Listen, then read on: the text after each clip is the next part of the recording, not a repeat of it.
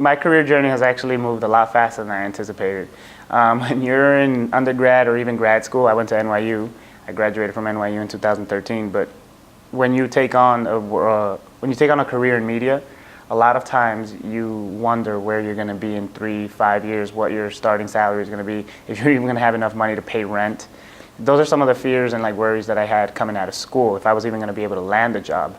At the time, I think the media landscape was kind of just starting to pick up again. So I was very fortunate that I was in school during a lot of the time when jobs were scarce, people were getting laid off, and probably media companies were trying to reshift their focus and figure out going into the new decade, the 2010s, how they were going to try and survive and adjust to what had happened in the first decade of the 2000s.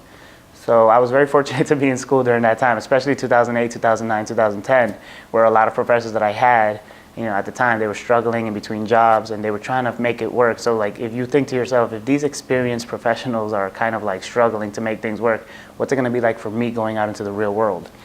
So I was very fortunate when I graduated from Queens College.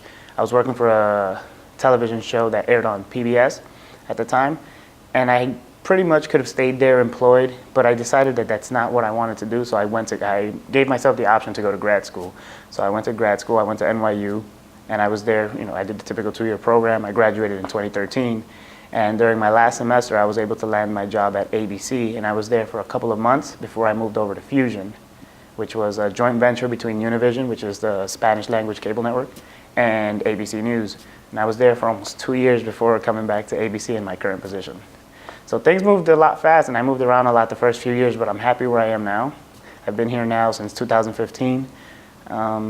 We're finishing up another season of What Would You Do, and I'm starting some other projects that I'm working on. So I'm very excited for what the next few years hold.